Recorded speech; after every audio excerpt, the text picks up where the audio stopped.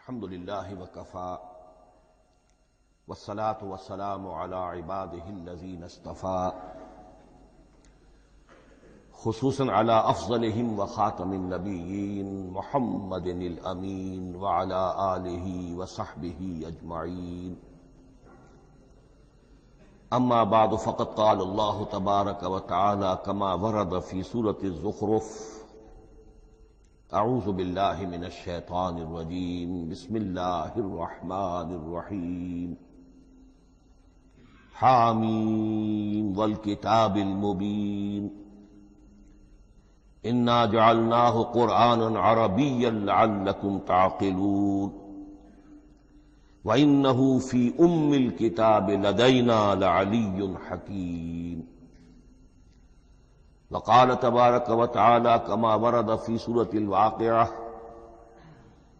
فلا أقسم بمواقع النجوم وإنه لقسم لو تعلمون عظيم إنه لقرآن كريم في كتاب مكنون لا يمسه إلا المطهرون تنزيل من رب العالمين وقال عز وجل كما ورد في آخر سورة الفجر بل هو قرآن مجيد في لوح محفوظ صدق الله العظيم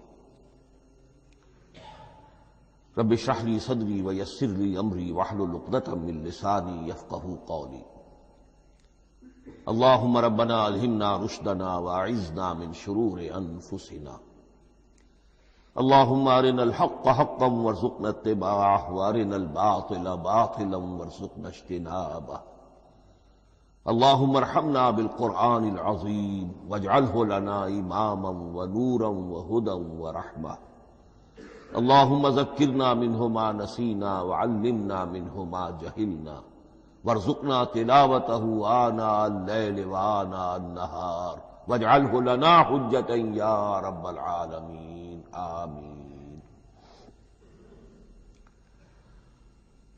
آج شعبان معظم کی 28ویں شب ہے اور ہم ماہ رمضان مبارک کے دوران نماز تراویح کے ساتھ دورہ ترجمہ قرآن کی تمہید کے طور پر آج اور کل تعارف قرآن کے ضمن میں بعض چیزوں پر غور کریں گے تاکہ اثناء دورہ ترجمہ قرآن یہ چیزیں آپ کے ذہن میں ایک پس منظر کے طور پر موجود رہیں۔ رمضان مبارک میں نماز تراویح کے ساتھ دورہ ترجمہ قرآن کا جو سلسلہ ہم نے شروع کیا اب اسے 15 برس سے زائد ہو چکے ہیں۔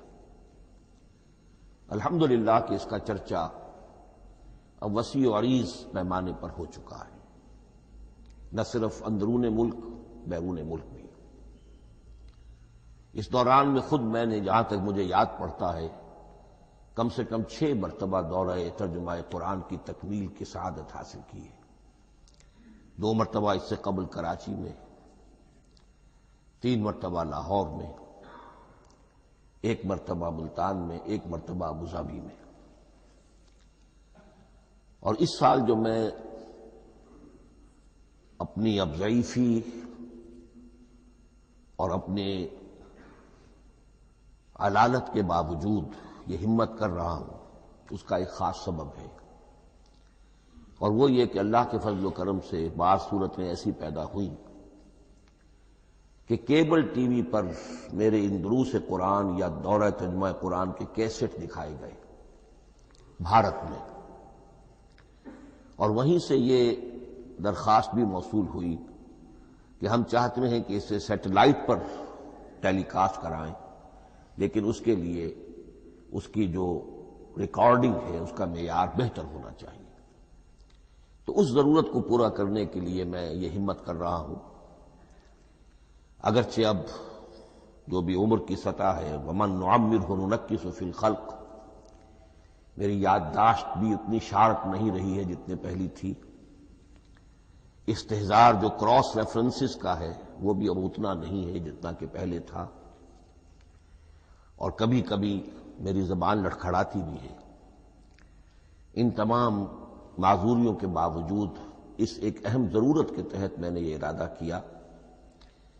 میں خود بھی اللہ سے دعا کرتا ہوں، آپ بھی اللہ سے دعا فرمائیں کہ اس ارادے کی تکمیل ہو جائے اور اس سلسلے کو اللہ تعالیٰ اپنے کلام پاک کے پیغام اور علم اور حکمت کی ایک بڑے پیمانے پر پورے عالم انسانیت میں پھیلانے کا ذریعہ بنا دے۔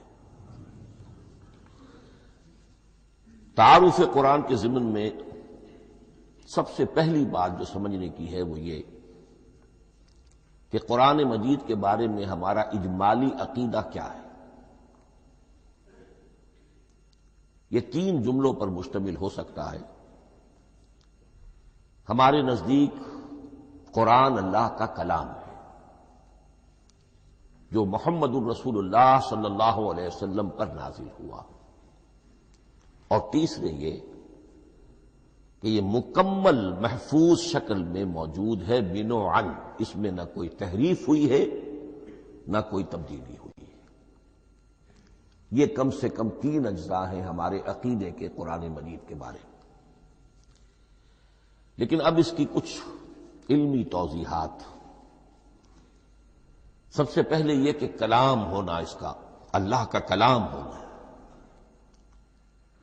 اس لیے کہ آپ کے علم میں ہے یہ تورات جو حضرت موسیٰ علیہ السلام کو دی گئی تھی وہ لکھی ہوئی شکل میں پتھر کی تختیوں پر لکھی ہوئی صورت میں دی گئی تھی، اور قرآن مجید کی تنزیل جو محمد رسول اللہ صلی اللہ علیہ وسلم پر ہوئی ہے وہ ایک مختلف صورت میں ہوئی ہے۔ اس کو قرآن مجید خود اللہ کا کلام قرار دیتا ہے۔ چنانچہ سورہ توبہ کی آیت ہے، آیت نمبر 6، وَإِنْ أَحَدٌ مِّنَ الْمُشْرِكِينَ اسْتَجَارَكَ فَأَجِرْهُ حَتَّى يَسْمَعَ كَلَامَ اللَّهِ ثُمَّ أَبْلِغْهُ مَأْمَنَهُ۔ جب ہجرت کے 9ویں سال آخری وارننگ دی گئی تھی مشرکین عرب کو کہ اب صرف تمہیں چند مہینے کی مہلت دی جا رہی ہے، اس دوران میں آخری فیصلہ کر لو اسلام قبول کرنا ہے یا نہیں، اس لیے کہ اس کے بعد مشرکین عرب کے لیے کوئی رعایت نہیں ہوگی، جو لوگ اسلام قبول نہیں کریں گے انہیں تہہ تیغ کر دیا جائے گا۔ فَإِذَا انْسَلَخَ الْأَشْهُرُ الْحُرُمُ فَاقْتُلُوا الْمُشْرِكِينَ حَيْثُ وَجَدتُّمُوهُمْ۔ جب یہ مہلت ختم ہو جائے تو ان مشرکین کا قتل عام کرو۔ اس کی وضاحت پھر جب سورہ توبہ ہم پڑھیں گے تو اس وقت یقیناً ذہن میں کچھ اشکالات آئیں گے، لیکن اس وقت اس ضمن میں تفصیلی بحث کا موقع نہیں۔ اب اس میں ایک استثناء رکھا گیا کہ ایک مشرک ہے، وہ چاہتا ہے کہ اتنا بڑا چیلنج جو ہمیں دے دیا گیا تو ہمیں موقع دیا جائے کہ ہم آئیں، آپ کے پاس بیٹھیں، کچھ دن رہیں، اللہ کا کلام سنیں، آپ کیا بات منوانا چاہتے ہیں، اس کے لیے کیا دلائل ہیں، اس کو اچھی طرح سمجھیں، اس کا ہمیں موقع ہونا چاہیے۔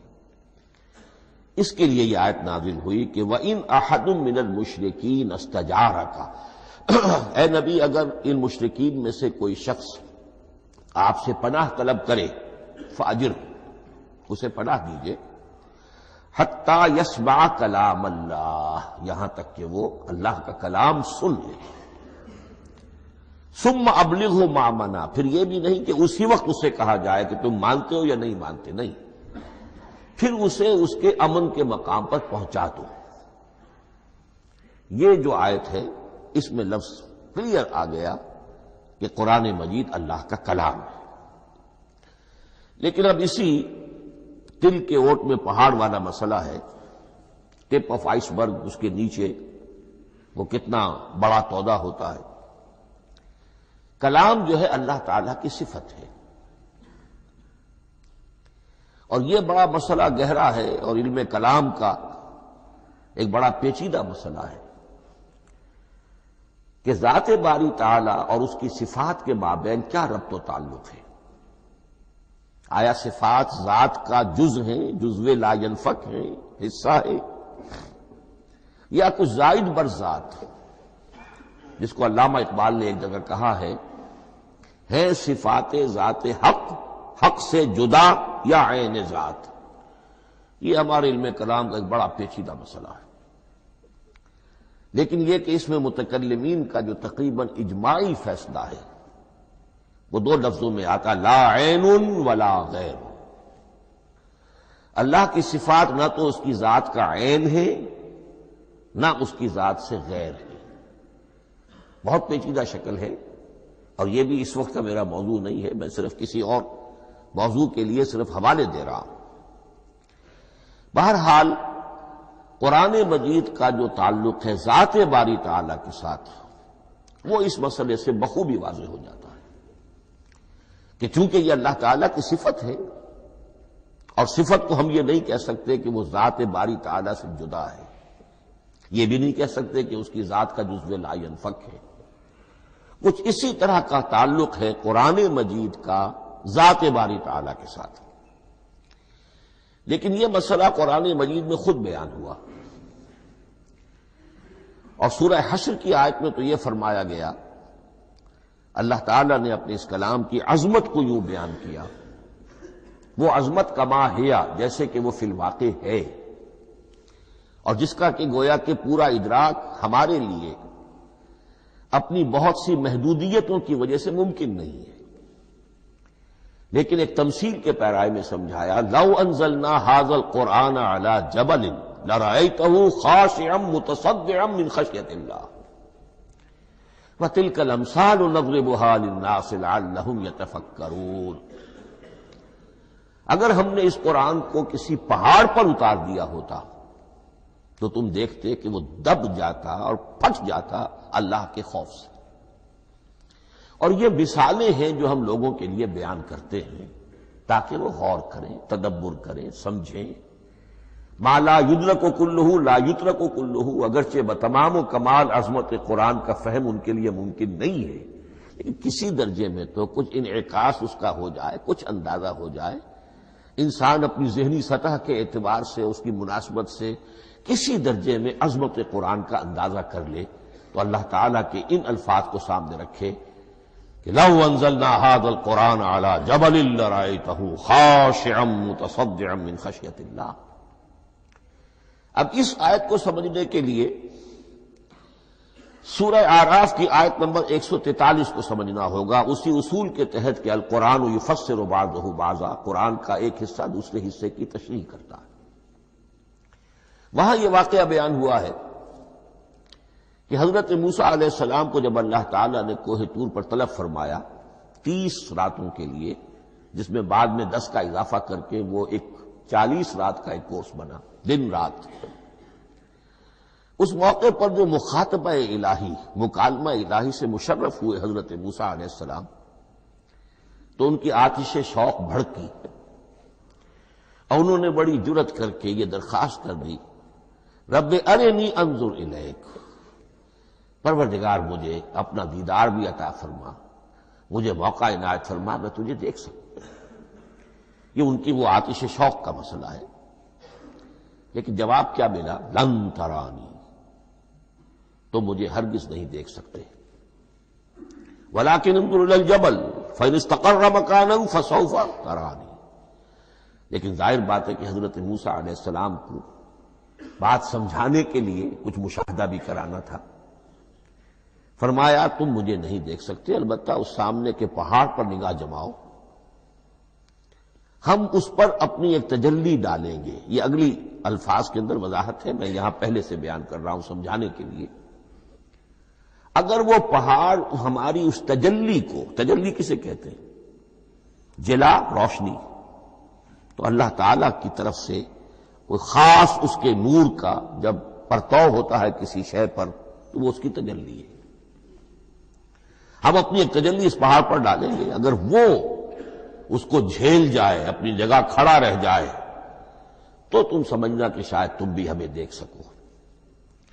فلما تجلی ربہ للجبل، اب یہاں وہ لفظ آ گیا، جب اللہ نے تجلی اپنی پہاڑ پر ڈالی، جعلہ دکا وخر موسیٰ صعقا، وہ پہاڑ ریزہ ریزہ ہو گیا اور حضرت موسیٰ بے ہوش ہو کر گر گئے.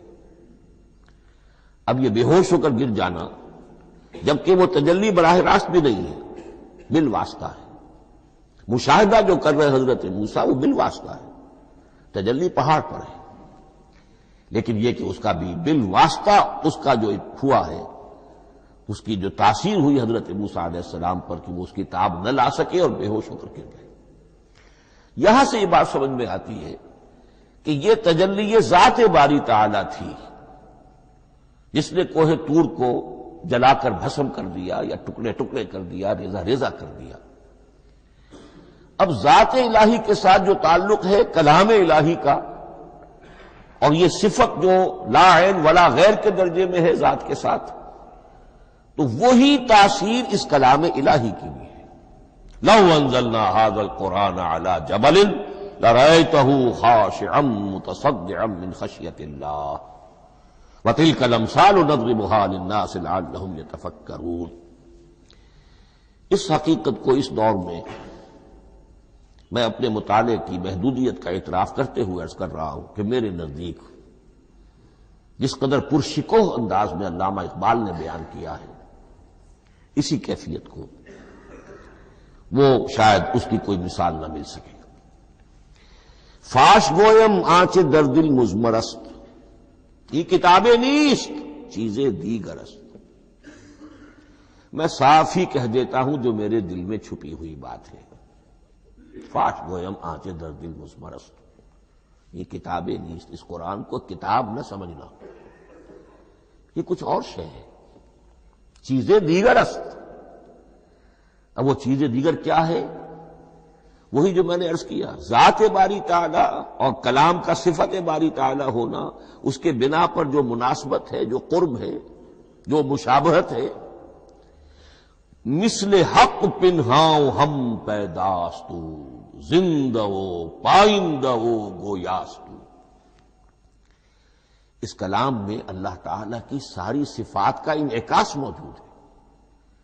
یہ بات ویسے بھی سمجھ میں آتی ہے، کوئی شخص ذرا گفتگو کرے، چند جملے جب وہ ادا کرے گا اپنی زبان سے تو معلوم ہو جائے گا کہ اس کے فہم کا، اس کی دانش کا، اس کے مطالعے کا حدود اربع کیا ہے اور اس کے ذہن کی سطح کیا، سمجھ میں آ جائے گی بات۔ اس لیے کہ کلام جو ہے وہ متکلم کی پوری شخصیت کی عکاسی کر رہا ہوتا۔ تانت بازی راگ پایا، چند جملے کسی نے کہا، پتہ چل گیا کہ یہ کس سطح کے آدمی ہیں، علمی اعتبار سے، معلوماتی اعتبار سے، تہذیبی اعتبار سے، کلچرڈ ہیں یا نہیں ہیں۔ یہ ساری باتیں چند جملوں میں واضح ہو جائیں گی۔ تو اللہ تعالیٰ کی بھی جملہ صفات کا عکس اس قرآن میں موجود ہے۔ ان میں سے جن چند چیزوں کا ذکر علامہ نے شعر میں کیا، وہ جو سورہ حدید کی آیت ہے، هو الاول والآخر والظاہر والباطن، اللہ الظاہر بھی ہے، الباطن بھی ہے۔ اتنا ظاہر کہ اس سے زیادہ ظاہر کوئی شے نہیں، اور اتنا باطن کہ اس سے زیادہ چھپی ہوئی کوئی شے نہیں۔ اسی لیے حضور سے جو منقول ہیں الفاظ کہ پروردگار انت الظاہر فلیس فوقک شیء وانت الباطن فلیس دونک شیء، یہی کیفیت قرآن کی ہے۔ مثل حق پنہاں ہم پیداستو، پنہاں بھی ہے ظاہر بھی ہے، جیسے ذات باری تعالی اور جیسے اللہ تعالیٰ کی شان ہے جو آیت الکرسی کے شروع میں آئی، الحی القیوم۔ مثل حق پنہاؤ ہم پیداستو، زندہ ہو پائندہ ہو گویاستو۔ یہ قرآن جو ہے اللہ تعالیٰ کی صفات کا ایک عکس اپنے اندر رکھتا ہے۔ اس سے ذرا آگے چلیے، کلام کے بارے میں۔ اب کلام الہی ظاہر بات ہے کہ صفت ہے، اور صفت قدیم ہے۔ اللہ کی صفات حادث نہیں ہے، اللہ کی ذات بھی قدیم ہمیشہ سے ہے، اور اس کی صفات بھی قدیم ہمیشہ سے۔ اور یہ جو کلام الہی ہے، ظاہر بات ہے کہ یہ جو ہماری زبان کے حروف و اصوات ہیں، کلام الہی تو ان سے منزہ ہے، مبرہ ہے، ماورا ہے، اعلیٰ ہے، عرفہ ہے۔ ہماری زبانوں کے حروف و اصوات، الفابیٹس جگہ جگہ تبدیل ہو جائیں گے، انگریزی کے کچھ اور ہیں، اردو کے کچھ اور ہیں، عربی کے کچھ اور ہیں۔ کلام الہی ان تمام سے آگاہ، عرفہ، منزہ اور مبرہ ہے۔ یہ کلام الہی جب بھی نازل ہوا ہے، ظاہر بات ہے حضرت موسیٰ پر اگر کتاب اتاری گئی وہ بھی علم الہی سے آئی، لیکن وہ عبرانی زبان میں آئی۔ حضرت عیسیٰ علیہ السلام پر انجیل اتاری گئی، ہم یقین سے نہیں کہہ سکتے، دو میں سے کسی ایک زبان میں اتاری گئی ہوگی، یا عبرانی ہوگی، اس لیے کہ شام کے جس علاقے میں، فلسطین کے جس علاقے میں ان کی پیدائش ہوئی اور جہاں وہ دعوت و تبلیغ کے لیے گھومتے رہے، اس کے عوام کی زبان تھی آرامی اور خواص کی زبان تھی عبرانی، ہیبریو۔ تو یا تو وہ بھی تورات کی طرح عبرانی ہی میں نازل ہوئی تھی یا آرامی میں ہوگی، لیکن اب کوئی نسخہ نہ ہیبریو کا، کوئی قدیم نسخہ دنیا میں موجود ہے، نہ آرامی کا۔ جو سب سے پرانا نسخہ ملتا ہے انجیل کا وہ اس کا ترجمہ ہے، لیٹن زبان کا ترجمہ ہے یا گریک ترجمہ ہے، اصل کوئی نہیں۔ بہرحال جب وہ کلام الہی محمد الرسول اللہ پر نازل ہوا، اب اس نے حروف و اصوات کا وہ جامہ پہنا کہ جو عربی زبان کے ہیں۔ یہی وجہ دیکھیے، میں نے جو آیت سورہ حامیم، یہ جو سلسلہ سور ہے اس میں سے سورہ زخرف کی آیت جو میں نے آپ کو سنائی، حامیم والکتاب المبین انا جعلناہ قرآنا عربیا لعلکم تعقلون، ہم نے بنا دیا ہے اپنے اس کلام کو قرآن عربی، اس کو عربی حروف و اصوات کا جامہ ہم نے پہنا دیا ہے، انا جعلناہ قرآنا عربیا لعلکم تعقلون، کہ چونکہ مخاطب اول جو قوم تھی امیین، ان کی زبان عربی تھی، لعلکم تعقلون، تاکہ تم اس کو سمجھ سکو۔ اب اس سے آگے چلیے، اصل قرآن مجید کے 3 مقامات سے معلوم ہوتا ہے، اصل قرآن اللہ کے پاس ہے۔ یہ قرآن جو ہمارے پاس ہے مصحف عثمان رضی اللہ تعالی عنہ، یہ اس قرآن کی مصدقہ نقل ہے۔ اصل قرآن کہاں ہے؟ ایک جگہ فرمایا بل ہوا قرآن مجید فی لوح محفوظ، لوح محفوظ میں ہے، اصل قرآن وہاں ہے۔ اسی طریقے سے اسی سورہ زخرف کی اگلی آیت کیا ہے؟ ہم نے اسے عربی قرآن بنا کر اتارا، لیکن اصل قرآن کیا ہے؟ وَإِنَّهُ فِي أُمِّ الْكِتَابِ لَدَيْنَا لَعَلِيٌّ حَكِيمٌ، حقیقت میں تو یہ ام الکتاب میں ہے جو ہمارے پاس ہے، اور علی ہے، بہت بلند، حکیم، بڑی حکمت والا، یا محکم مضبوط۔ حکیم کے دونوں معنی ہیں۔ استحکام بھی اسی ہے کاف اور میم کے مادے سے بنا ہے، کسی شے کا پختہ ہو جانا، مضبوط ہو جانا، اور عقل کی پختگی وہ حکمت ہے، وہ دانائی ہے۔ اس اعتبار سے نوٹ کیجئے، اصل قرآن کہاں ہے؟ لوح محفوظ میں۔ اصل قرآن کہاں ہے؟ ام الکتاب میں۔ اسی کو کہا گیا ہے ایک اور مقام پر، فی صحف مکرمۃ مرفوعۃ مطہرۃ بأیدی سفرۃ کرام بررہ۔ یہ قرآن، اصل قرآن تو بڑے صحیفوں میں، ان صحیفوں میں ہے، ان صفحات میں ہے، ان اوراق میں ہے، جس کی شان کیا ہے؟ مکرمۃ، ان کی انتہائی تعظیم کی جاتی ہے، مطہرۃ، نہایت پاک صحیفے، فی صحف مکرمۃ مرفوعۃ، بلند و بالا، مطہرۃ بِأَيْدِي سَفَرَةٍ كِرَامٍ بَرَرَةٍ، ان فرشتوں کے ہاتھ میں جو بہت باعزت، بہت اونچے درجے کے، ان کے ہاتھوں میں ہے۔ وہ لوگ ہیں کہ جب جن کی تحویل میں ہے یہ کلام پاک، فی صحف مکرمۃ مرفوعۃ مطہرۃ بِأَيْدِي سَفَرَةٍ كِرَامٍ بَرَرَةٍ۔ اب اسی کو بیان کیا ہے سورہ واقعہ میں، فلا اقسم بمواقع النجوم، تو نہیں، میں قسم کھاتا ہوں ستاروں کے ڈوبنے کی جگہ کی۔ وَإِنَّهُ لَوْ تَعْلَمُونَ لَقَسَمٌ عَظِيمٌ وَإِنَّهُ لَقَسَمٌ لَوْ تَعْلَمُونَ عَظِيمٌ، اور اگر تم جان سکتے تو یہ بہت بڑی قسم ہے جو ہم نے کھائی ہے، بہت بڑی گواہی ہے جو ہم نے پیش کی ہے۔ اب تدریجاً اس کا انکشاف ہو رہا ہے۔ یہ آج جو تصور ہے بلیک ہولز کا، اس سے کچھ اندازہ ہوتا ہے یہ ستارے کہاں ڈوب جاتے ہیں، بڑے بڑے ستارے نسیم منسیہ ہو جاتے ہیں، ستارے نہیں پوری گیلیکسیز اس میں گم ہو جاتے ہیں، وہ مقبرے ہیں بڑی بڑی گیلیکسیز کے۔ فلا اقسم بمواقع النجوم وانه لقسم لو تعلمون عظیم انه لقرآن کریم، یہ قرآن ہے بہت باعزت، فی کتاب مکنون، اور یہ اس کتاب میں جو چھپی ہوئی ہے۔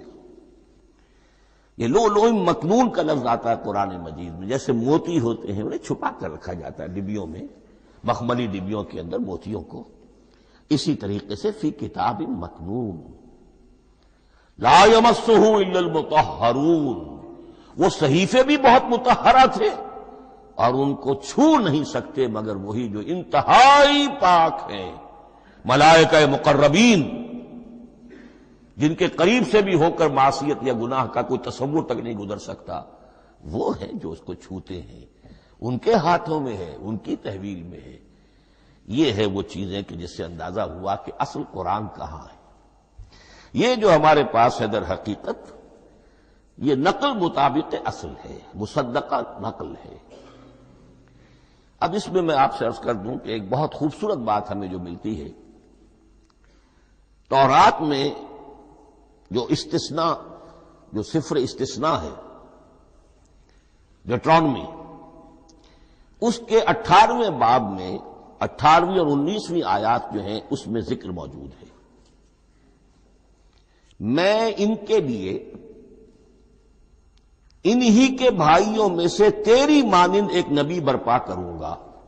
اللہ تعالیٰ کلام فرما رہے ہیں یہاں حضرت موسیٰ علیہ السلام سے، آج بھی موجود ہے اولڈ ٹیسٹمنٹ، ڈیوٹرانومی یا کتاب استثناء، صفر استثناء، اس کا 18واں باب، اس کی 18ویں اور 19ویں آیات، جب چاہیں جا کر دیکھ لیں۔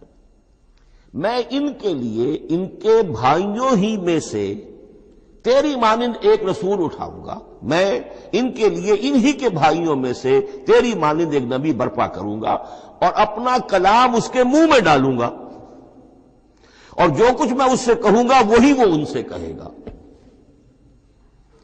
یہ ہے جو پیشین گوئی ہے محمد الرسول اللہ صلی اللہ علیہ وسلم کی۔ اور یہاں وہ فرق واضح کر دیا گیا، اے موسیٰ تم سے تو یا تو ہم نے کلام کیا ہے یا تمہیں جو کتاب دی ہے وہ لکھی ہوئی دی ہے،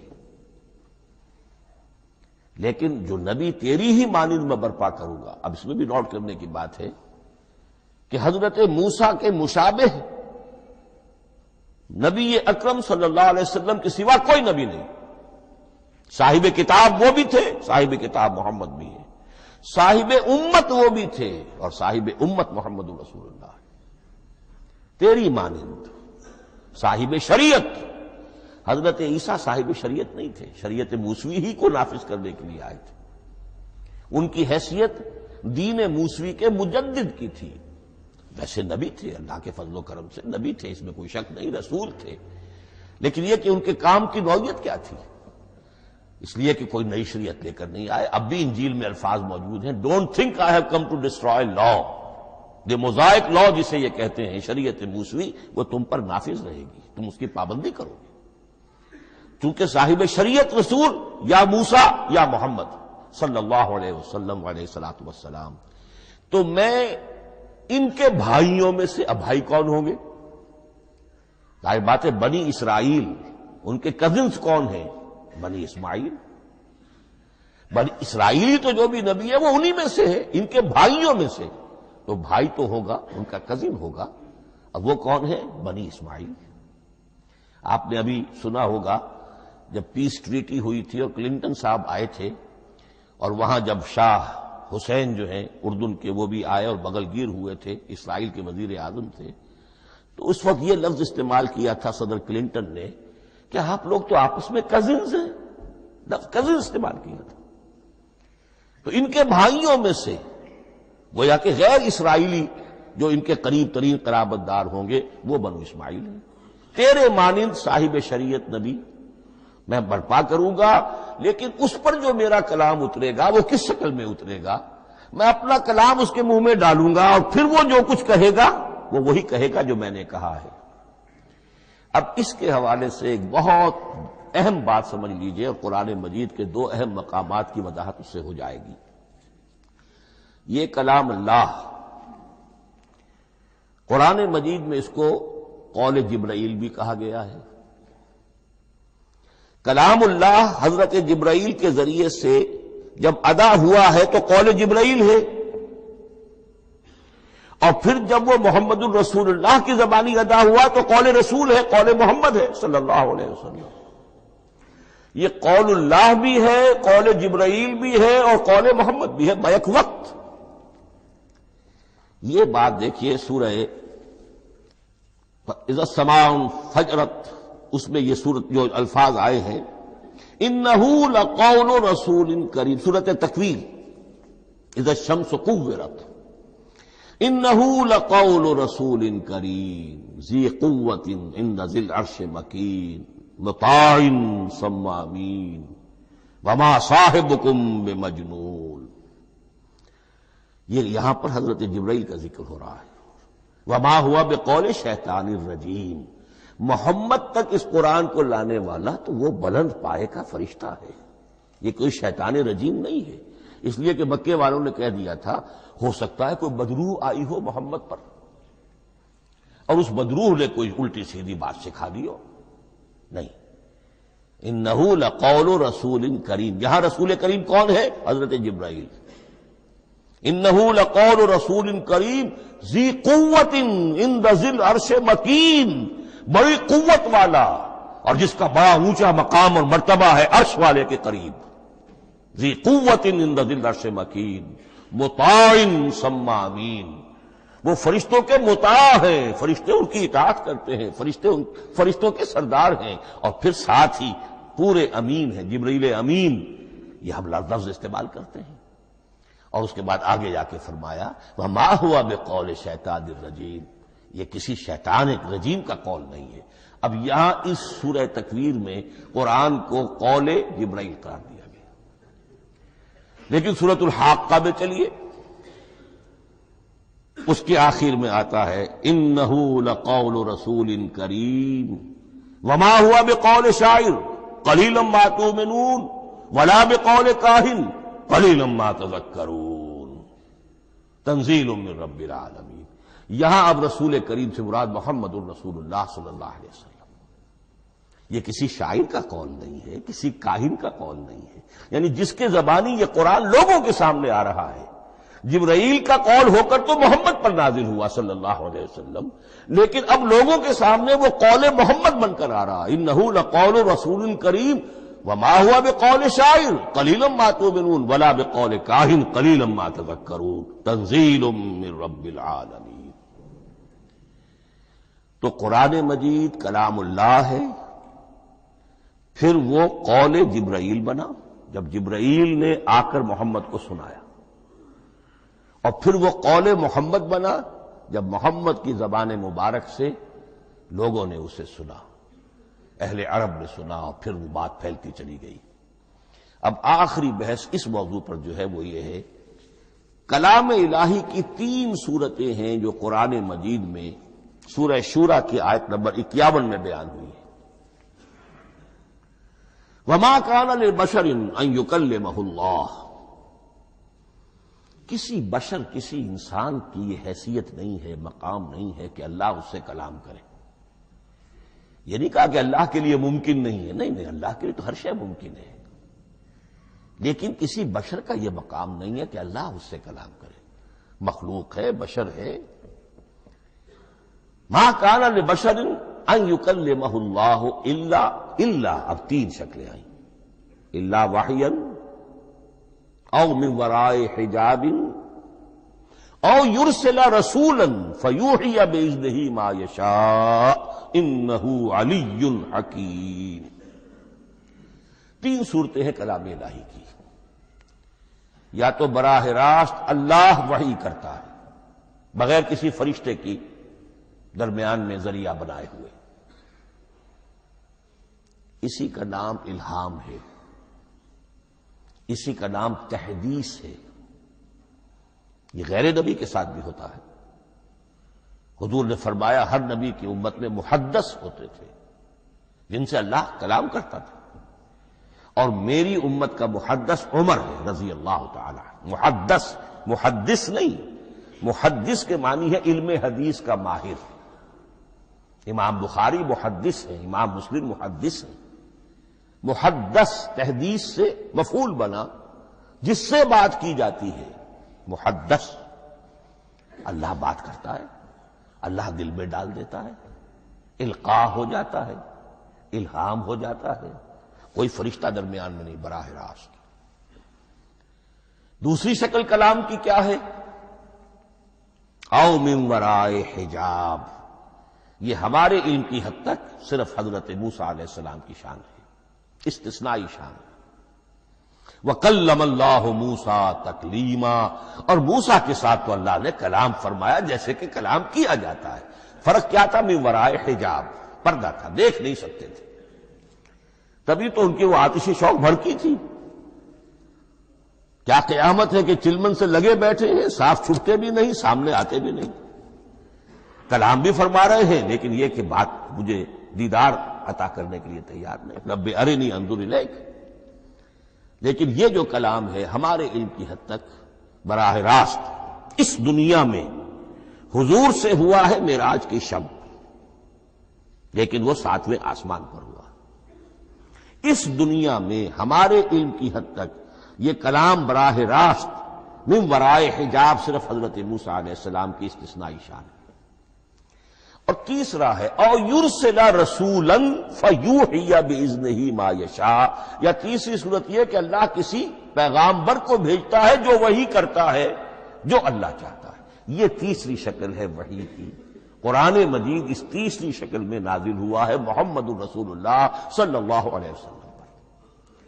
حضور کو جو الہام ہو جاتے تھے، جو حضور کو القاء ہو جاتا تھا، جو آپ کے دل میں براہ راست اللہ کی طرف سے وحی آتی تھی، وہ قرآن میں شامل نہیں ہے۔ اگرچہ حضور کے خواب بھی سچے تھے، وہ بھی اللہ کی طرف سے ہوتے تھے، شیطان کی آمیزش نہیں ہو سکتی تھی، لیکن یہ بھی قرآن میں شامل نہیں ہے۔ قرآن میں شامل ہے تیسری قسم کی وحی، او یرسل رسولا، پھر ہم بھیجتے ہیں ایک پیغامبر کو فرشتوں میں سے۔ اللہ یستفی من الملائکۃ رسلا ومن الناس، اللہ چن لیتا ہے فرشتوں میں سے بھی اپنا پیغامبر اور انسانوں میں سے بھی۔ تو فرشتے کے ذریعے سے ایک فرشتہ جو اللہ سے لیتا ہے اور انسان رسول انسان تک پہنچا دیتا ہے۔ اب وہ رسول انسان، رسول بشر جو ہے وہ اپنے ہم نوع ہم جنس لوگوں کو پہنچاتا ہے۔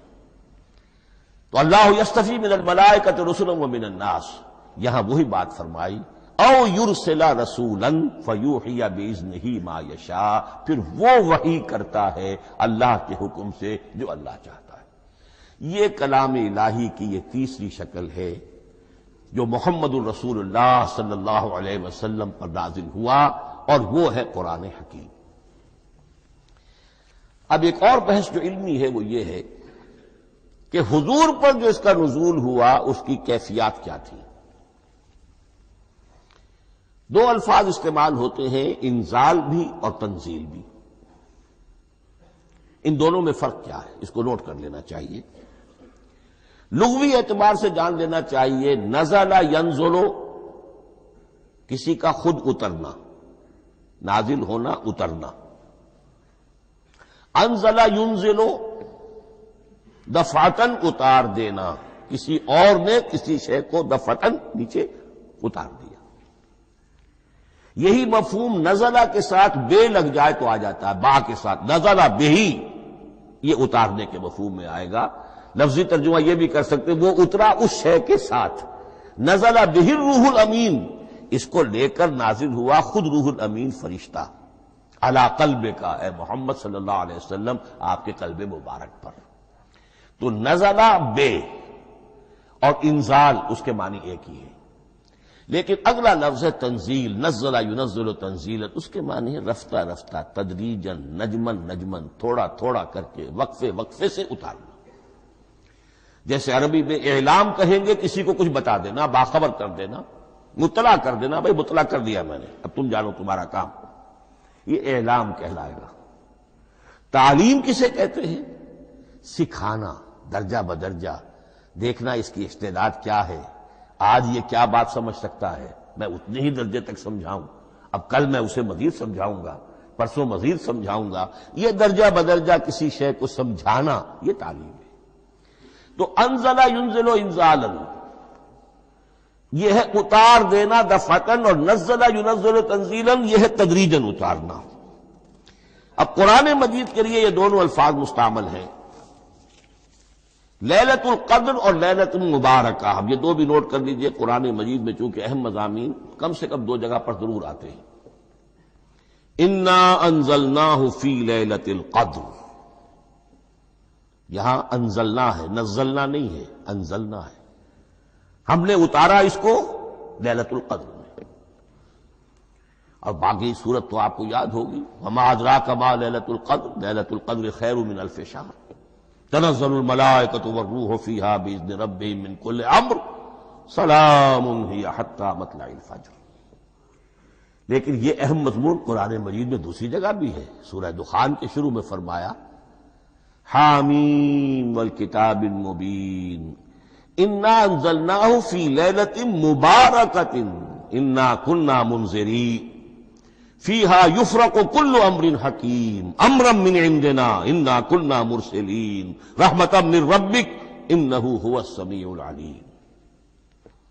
یہ لیلۃ المبارکہ ہے، ایک ہی ہے، لیلۃ القدر اور لیلۃ المبارکہ، ان دونوں کے لیے وہی انزلنا کا لفظ آیا۔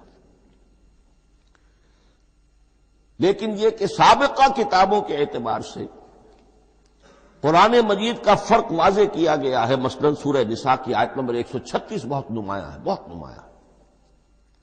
وہاں فرمایا گیا یا ایھا الذین آمنوا آمنوا باللہ ورسولہ والکتاب الذی نزل علی رسولہ والکتاب الذی انزل من قبل۔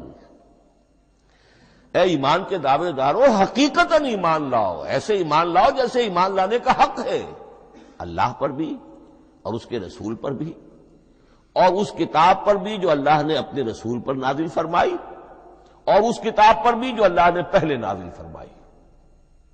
لیکن نازل کے لیے یہاں آیا حضور کے لیے والکتاب الذی نزل علی رسولہ، تنزیل کی شکل میں، اور تورات کے لیے والکتاب الذی انزل من قبل، وہ تو دفعۃ واحدا لکھی ہوئی تختیوں کی شکل میں حضرت موسیٰ علیہ السلام کو دے دی گئی تھی۔ تو یا ایھا الذین آمنوا آمنوا باللہ ورسولہ والکتاب الذی نزل علی رسولہ والکتاب الذی انزل من قبل۔ یہ جو تنزیل ہوئی ہے حضور پر، یعنی لیلۃ القدر میں جو رمضان مبارک میں ہے، پورا قرآن لوح محفوظ سے، کتاب مکنون سے، ام الکتاب سے نقل کر کے اتار دیا گیا سمائے دنیا تک۔ پہلا آسمان جسے ہم کہتے ہیں سمائے دنیا، وہ آسمان جو قریب ترین ہے دنیا کے، وہاں سے اب یہ درجہ بدرجہ، تھوڑا تھوڑا، چند آیتیں، چند سورتیں، پھر آیتیں، پھر سورتیں، یہ نازل ہوا محمد الرسول اللہ صلی اللہ علیہ وسلم پر۔ گویا کہ پہلا مرحلہ انزال کا ہے، پورا قرآن لوح محفوظ یا کتاب مکنون یا ام الکتاب سے نقل کر کے اتار دیا گیا سمائے دنیا تک۔ یہ ہے انزل ینزل انزالا، انا انزلناہ فی لیلۃ القدر انا انزلناہ فی لیلۃ مبارکہ۔ لیکن محمد الرسول اللہ پر یہ نازل ہوا اب تھوڑا تھوڑا، نجمن نجمن، درجہ بدرجہ، تدریجن، یہ ہے تنزیل۔ اس تنزیل کی حکمت قرآن مجید میں بیان ہوئی ہے، اور اس اعتبار سے کہ اہل عرب نے، اہل مکہ نے اعتراض کیا تھا کہ یہ پورا قرآن تو نہیں محمد ایک ہی مرتبہ پیش کر دیتے صلی اللہ علیہ وسلم۔ اس میں جو چیز مضمر تھی وہ یہ تھی کہ چونکہ یہ حقیقت میں اللہ کا کلام نہیں ہے، یہ محمد کا اپنا کلام ہے، تو کوئی شاعر دنیا میں ایسا نہیں ہے جو ایک دم اپنا پورا دیوان دے دے، وہ تو ساری عمر میں تھوڑا تھوڑا، آج غزل کہی، کل قصیدہ کہا، پرسوں کچھ اور کہا، پھر وہ جمع ہوتا ہے تو وہ دیوان بنتا ہے۔ اسی طریقے سے تو یہ کر رہے ہیں۔ اگر یہ اللہ کا کلام ہوتا تو بیک وقت آ جاتا۔ یہ تو ذرا محنت کرتے ہیں، کچھ اس کے اندر اس کو اپنی محنت سے کوشش کر کے کچھ موضوع کرتے ہیں، کلمات، الفاظ، اور اس طریقے سے رفتہ رفتہ لے کر آ رہے ہیں۔ اس لیے ان کا اعتراض نقل ہوا یہ، وقال الذین کفروا لولا نزل علیہ القرآن جملۃ واحدۃ، انہوں نے کیوں نہیں اترا یہ قرآن پورا کا پورا ایک ہی بار؟ یہ اعتراض تھا۔ اس اعتراض کے جو جوابات دیے گئے ہیں وہ نوٹ کیجئے کہ لوگوں کے حق میں یہ مفید ہے، یہ پورے قرآن کا تحمل ایک وقت میں کر نہیں سکتے۔ یہ پورا قرآن تو ایک ہی مرتبہ اگر پہاڑ پر بھی اتار دیا جاتا تو وہ پھٹ جاتا، دب جاتا۔ وَقُرْآنًا فَرَقْنَاهُ لِتَقْرَأَهُ عَلَى النَّاسِ عَلَى مُكْثٍ وَنَزَّلْنَاهُ تَنزِيلًا، سورہ بنی اسرائیل آیت 106۔ یہ وہ قرآن ہے جس نے ہم نے جس کو ٹکڑے ٹکڑے کر کے، فرق نہ ہو، فرق توڑ دینا، تھوڑا تھوڑا کر کے ہم نے کر دیا، لِتَقْرَأَهُ عَلَى النَّاسِ عَلَى مُكْثٍ، تاکہ آپ اسے پڑھ کر سنائے لوگوں کو وقفے وقفے سے، تاکہ وہ سہار سکیں، سنبھال سکیں، برداشت کر سکیں۔ وَنَزَّلْنَاهُ تَنزِيلًا، اسی وجہ سے ہم نے اسے نازل کیا ہے بطرز تنزیل، بطرز انزال نہیں، بطرز تنزیل۔ وَقُرْآنًا فَرَقْنَاهُ لِتَقْرَأَهُ عَلَى النَّاسِ عَلَى مُكْثٍ وَنَزَّلْنَاهُ تَنزِيلًا۔ ایک حکمت تو ہو گئی عوام کے لیے، ایک حکمت خود رسول کے لیے صلی اللہ علیہ وسلم۔ كَذَلِكَ لِنُثَبِّتَ بِهِ فُؤَادَكَ وَرَتَّلْنَاهُ تَرْتِيلًا۔ اب ذرا نوٹ کیجئے، قلب محمدی کے لیے بھی اس پورے کلام کا ایک دم سہار آسان کام نہیں تھا۔ یہ اس لیے، یہ اسی سورہ الفرقان کی جو آیت کا میں نے ایک حصہ آپ کو سنا دیا تھا، اسی کے اندر اس کا جواب آیا ہے، اسی آیت میں، آیت نمبر 32 ہے یہ سورہ فرقان کی۔ وقال الذین کفروا لولا نزل علیہ القرآن جملۃ واحدۃ، یہ اعتراض ہے۔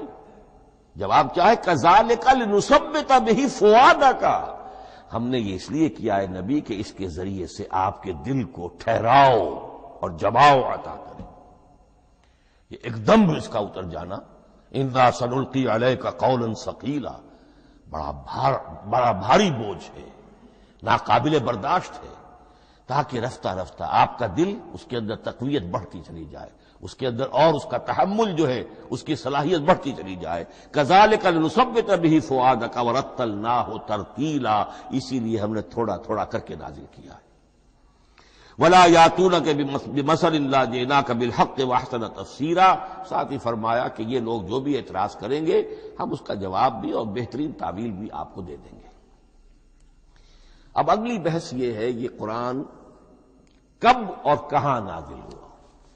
یہ عام معلوماتی شے ہے، اس میں کوئی پیچیدگی نہیں ہے، لیکن اس کی اہمیت ہے، بہت ضروری ہے۔ وہ میں انشاءاللہ اگلی بحث میں جبکہ قرآن کے سمجھنے کے جو اصول ہیں ان کو بیان کروں گا تو وضاحت سے بات آئے گی۔ یہ کہ یہ عام معلوماتی ایک ہمارے ذہن میں خاکہ رہنا چاہیے، زمان و مکان کا کیا رشتہ ہے قرآن کے ساتھ۔ قرآن نازل کب ہوا؟ ہمارا چونکہ عام طور پر جو معمول ہے، ہم تو جو کرسچن ایرا ہے کے حوالے سے ہمارے ذہن کے اندر سارا حساب کتاب ہے، تو سن 610 عیسوی سے لے کر 632 عیسوی تک شمسی حساب سے 22 سالوں میں قرآن نازل ہوا ہے۔ 571 حضور کی ولادت کا سال ہے، 571 عیسوی۔ 610 میں آپ 39 سال کے ہوئے، لیکن قمری حساب سے 40 کے ہو چکے۔ 610 میں قرآن کی تنزیل شروع ہوئی اور 632 میں آپ کا انتقال ہوا۔ 22 برس زمانی اعتبار سے نقشہ ذہن میں رکھیے، اور اسے ہم اگر دوسرے حساب سے کہیں گے تو عام الفیل، وہ جو ابرہہ آیا تھا بیت اللہ کو ڈھانے کے لیے، وہ سال عربوں میں بہت مشہور ہو گیا تھا، اور وہی سال حضور کی ولادت کا ہے۔ تو عام الفیل ہی میں حضور کی ولادت ہوئی، لہذا 40 عام الفیل میں قرآن مجید کا نزول شروع ہوا، اور 11 ہجری تک یہ 23 برس بنتے ہیں قمری حساب سے۔ ایک رائے یہ بھی ہے کہ قرآن کا نزول 20 برس میں ہوا ہے، اور اس میں وضاحت یہ ہے کہ پہلے 3 سال اللہ تعالی نے ایک فرشتے کو، حضرت اسرافیل علیہ السلام کو مامور کیا تھا حضور کی تعلیم پر۔ دنیاوی اعتبار سے حضور نے کوئی تعلیم حاصل نہیں کی، آپ امی تھے، آپ نے دنیاوی اعتبار سے کسی کے سامنے زانو تلمس طے نہیں کیا، کہیں کوئی تعلیم حاصل نہیں کی، کہیں کوئی تحصیل علم نہیں کیا، لیکن اللہ تعالیٰ نے علمہ شدید القوا، اللہ تعالیٰ نے جو کچھ انہیں سکھایا ہے، جو علم انہیں عطا کیا ہے، تو ایک روایت یہ ہے کہ 3 برس تک، اور اس کے بعد پھر قرآن نازل ہونا شروع ہوا تو 20 برس تک قرآن نازل ہوا۔ لیکن وہ لوگ بھی مانتے ہیں کہ سورہ علق کی آیتیں نازل ہو چکی تھی، پھر 3 برس کا وقفہ ہے۔ سورہ علق کی آیتیں کیا ہے؟ جو پہلی وحی ہے، اقرا بسم ربک الذی خلق خلق الانسان من علق اقرا وربک الاکرم الذی علم بالقلم علم الانسان ما لم یعلم، گویا کہ بسم اللہ ہو رہی ہے محمد الرسول اللہ صلی اللہ علیہ وسلم کی تعلیم کی۔ اور جن گھرانوں میں یہ رواج ابھی تک چل رہا ہو، بسم اللہ بچوں کی کراتے ہیں، ایک تقریب کی شکل میں منعقد کرتے ہیں، ہمارے ہاں یہ رواج تھا، اب ہم چھوڑ چکے ہیں، کہ جو تقریب بھی حضور کی اور صحابہ کی زندگیوں سے ثابت نہ ہو، ہمیں کوشش کرنی چاہیے کہ ان تقریبات کا سلسلہ منقطع کریں۔ ما انا علیہ واصحابی، ہماری تقریبات جو ہیں وہ بس وہیں تک محدود رہنی چاہیے۔ بہرحال وہ جو ایک چلتی ہے روایت، 4 سال 4 مہینے 4 دن کا بچہ یا بچی ہو تو بسم اللہ یہی آیتیں پڑھی جاتی ہیں، پڑھ تو نہیں سکتا، انگلی رکھ کر پڑھانے والا کوئی عالم دین بیٹھ جاتا ہے سامنے، وہ نہا دھو کر بچہ یا بچی بیٹھی ہوئی ہے، اور اس کو اقرا بسم ربک الذی خلق خلق الانسان من علق اقرا وربک الاکرم الذی علم بالقلم علم الانسان ما لم یعلم۔ اب اس میں تو سارا پڑھنے پر زور ہے، حصول علم پر زور ہے، کسی تبلیغ کا حکم ہی نہیں، ابھی رسالت کا کوئی تذکرہ کچھ بھی نہیں، اس میں تو قیامت کا بھی کوئی ذکر نہیں۔ اب اس کے بعد روایت یہ ہے کہ 3 برس تک پھر حضرت اسرافیل دن رات حضور کے ساتھ رہے ہیں اور آپ کی تعلیم ہوئی ہے، اور پھر 3 برس کے بعد پھر وحی کا سلسلہ شروع ہوا ہے، واللہ عالم۔ لیکن یہ کہ جب سورہ اقرا نازل ہو چکی ہے اس کی 5 آیتیں، تو وہ 3 برس بھی اس کا وقفہ شمار ہوں گے، زمانہ نزول پھر وہی 23 برس رہے گا۔ اسی کے ساتھ میں نے عرض کیا تھا کہ دوسری بات یہ کہاں نازل ہوا قرآن۔ ایک لفظ میں تو یہ سمجھ لیجئے یہ حجاز میں نازل ہوا۔ حجاز جزیرہ نمائے عرب کا ایک خاص حصہ ہے، پہاڑی سلسلہ، یوں سمجھ لیجئے، اس کو ذہن میں رکھیے۔ جزیرہ نمائے عرب جو ہے وہ شمال سے جنوب کی طرف چوڑا ہوتا جاتا ہے، شمال میں شام اور عراق کی طرف جاتا ہے تو وہ تنگ ہے، پھر نیچے چوڑا ہو رہا ہے۔ اس کا جو مغربی ساحل ہے جس پر جدہ کی بندرگاہ بھی ہے، یمبو کی بھی ہے، اس کے کہیں وہ ایک میدان شروع ہوتا ہے ساحل سے، کہیں وہ بہت مختصر ہے، کہیں خاصا چوڑا ہے، اس کو کہتے ہیں تہامہ۔ پھر ایک پہاڑی سلسلہ ہے، اس کو کہتے ہیں حجاز۔ یہ پہاڑی سلسلہ جو ہے اس کے بعد جو ہے وہ نجد کہلاتا ہے، وہ سطح مرتفع ہے، پلیٹو۔ تو یہ 3 حصے ہیں جزیرہ نمائے عرب کے جغرافیائی اعتبار سے، اور حجاز کہتے بھی ہیں پردے کو، حاجزن، پردہ جو 2 چیزوں کے درمیان حائل ہو جائے۔ تو یوں سمجھیے کہ یہ فلیٹ ہے نجد کا، اور یہ فلیٹ ہے میدان، یہ ہے تہامہ کا، اور درمیان میں یہ پہاڑی سلسلہ کھڑا ہوا ہے، تو یہ گویا کہ ان دونوں کو جدا کر رہا، یہ حجاز ہے۔ اس حجاز ہی کا شہر مکہ ہے، اس حجاز ہی کا شہر مدینہ ہے، اس حجاز ہی کا شہر طائف ہے، اس حجاز ہی کی آخری ٹپ سمجھ لیجئے تبوک ہے۔ تو حضور صلی اللہ علیہ وسلم کی پوری زندگی آغاز وحی کے بعد سے لے کر وہ اسی علاقے کے اندر، پہلے آپ مکے میں تھے، قرآن مجید کی جو صورتیں اس دور میں نازل ہوئیں یا آیتیں نازل وہ مکیات کہلاتی ہیں۔ پھر آپ نے ہجرت کی، اور ہجرت کر کے جب آپ جا رہے تھے اس دوران میں بھی کچھ قرآن نازل ہوا اثناء ہجرت میں۔ پھر آپ مدینے تشریف فرما ہوئے، اب وہ ہم کہتے ہیں مدنی قرآن، لیکن مدنی قرآن سارا مدینے میں نازل نہیں ہوا۔ آپ کبھی جا رہے کسی مہم پر کسی جنگ کے لیے، غزوہ بدر کے لیے آ گئے ہیں، تو وہاں جو آیات نازل ہو رہی ہیں وہ مدینے میں تو نہیں ہو رہی. براڈ تقسیم تو یہی ہے، مکی مدنی. ہجرت سے قبل جو کچھ نازل ہوا وہ مکی، ہجرت کے بعد جو کچھ نازل ہوا وہ مدنی. لیکن صرف مدنی کہنا صحیح نہیں ہے. اثناء سفر تبوک، اتنا طویل سفر ہے آپ کا، اس کے دوران آتے جاتے قرآن نازل ہوتا رہا. لیکن یہ بات نوٹ کر لیجئے کہ پورا قرآن حجاز ہی میں نازل ہوا ہے. یہ تمام شہر، یہ تمام علاقہ حجاز کہلاتا ہے. ایک اور بحث جو ہم اسی اپنی پہلی نشست میں مکمل انشاءاللہ کر لیں گے وہ ہے محفوظیت قرآن کی بحث. میں نے عرض کیا تھا کہ 3 چیزوں پر ہمارا عقیدہ مشتمل ہے. یہ اللہ کا کلام ہے، نمبر 1. نازل ہوا محمد الرسول اللہ پر صلی اللہ علیہ وسلم. اسی لیے ہم نے کلام سے متعلق کچھ مباحث علمی گہرائی میں اتر کر وہ سمجھے. حضور پر اس کے نزول، انزال اور تنزیل کے مختلف مراحل کو سمجھا. اب اس کی محفوظیت کے اعتبار سے واقعہ یہ ہے کہ واحد کتاب ہے پوری دنیا میں، واحد کتاب جس کے بارے میں دشمن بھی تسلیم کرتے ہیں، چاہے وہ اسے اللہ کا کلام نہ مانے، لیکن یہ مانتے ہیں کہ بعین ہی وہ شے جو محمد نے اپنی امت کو دی تھی آج بھی امت کے پاس صحیح موجود ہے. ظاہر بات ہے اگر تو اسے اللہ کا کلام مانے، وہی مانے، تب تو مسلمان ہی ہو گئے. وہ تو یہی کہتے ہیں کہ بہرحال محمد نے چاہے خود لکھا، تصنیف کیا، جو بھی کچھ کیا اس کو چھوڑ دیجئے، لیکن جو شے محمد نے اپنی امت کو دی تھی صلی اللہ علیہ وسلم بعین ہی وہ شے موجود ہے. تو یہ محفوظیت قرآن کی جو ہے، جبکہ کوئی اور دنیا کی کتاب اس کی مدعی ہی نہیں. تورات والوں کا سرے سے یہ دعویٰ ہی نہیں ہے. وہ تورات تو گم ہو گئی تھی نبوکدنضر کے حملے کے وقت، اس کے بعد سے دنیا میں تورات کا وجود نہیں ہے. اور پھر 100 برس کے بعد اپنی یادداشتوں سے مرتب کی ہے یہ تورات جو آج ہمارے سامنے ہے. انجیل کا جیسا کہ میں عرض کر چکا ہوں کوئی نسخہ جو ہے نہ عبرانی کا موجود ہے نہ آرامی زبان کا ہے. دنیا کی کوئی کتاب نہیں جو دعویٰ کر سکتی ہو. یہ قرآن جو شروع ہوتا ہے ذالک الکتاب لا ریب فیہ، یہ دعویٰ دنیا کی کسی اور کتاب نے خود کیا بھی نہیں. اس کی بھی جس قدر پرشکوہ الفاظ میں علامہ اقبال نے اس کی ترجمانی کی ہے انہی کا حصہ ہے.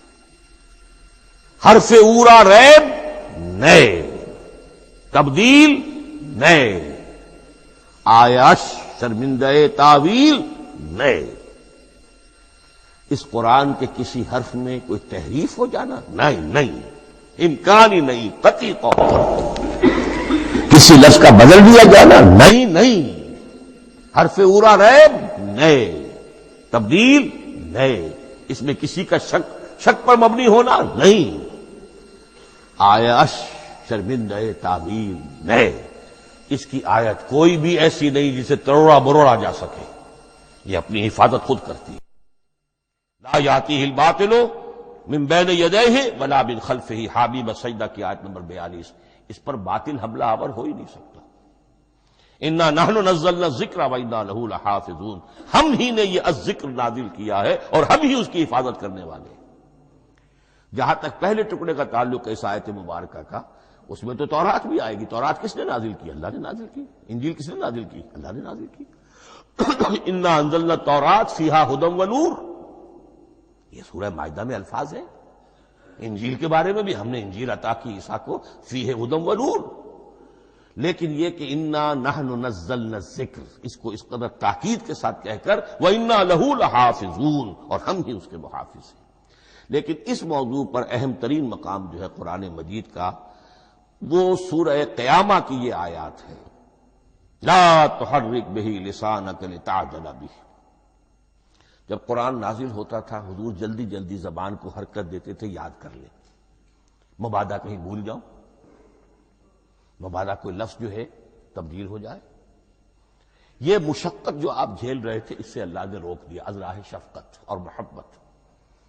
لا تحرک بہ لسانک لتعجل بہ ان علینا جمعہ وقرآنہ، ہمارے ذمے ہے اس کو جمع کر دینا، آپ کے سینے میں جمع کر دیں گے اس کو.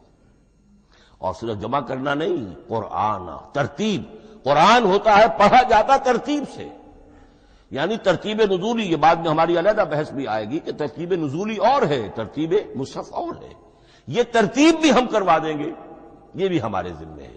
ان علینا جمعہ وقرآنہ فاذا قرأناہ فاتبع قرآنہ، پھر جب ہم جس ترتیب سے پھر آپ کو پڑھائیں اسی ترتیب کی پیروی کیجیے۔ یہ جو ہے کہ قرآن کا جمع اور تدوین، یہ بھی اللہ تعالیٰ نے اس کی ضمانت لی، اور اس کی ترتیب بھی اللہ تعالیٰ ہی کی ضمانت سے ہے۔ اس اعتبار سے محفوظیت قرآن کے یہ دونوں پہلو ہمارے سامنے رہنے چاہیے۔ بارک اللہ لی ولکم فی القرآن العظیم ونفعنی وإیاکم بالآیات والذکر الحکیم۔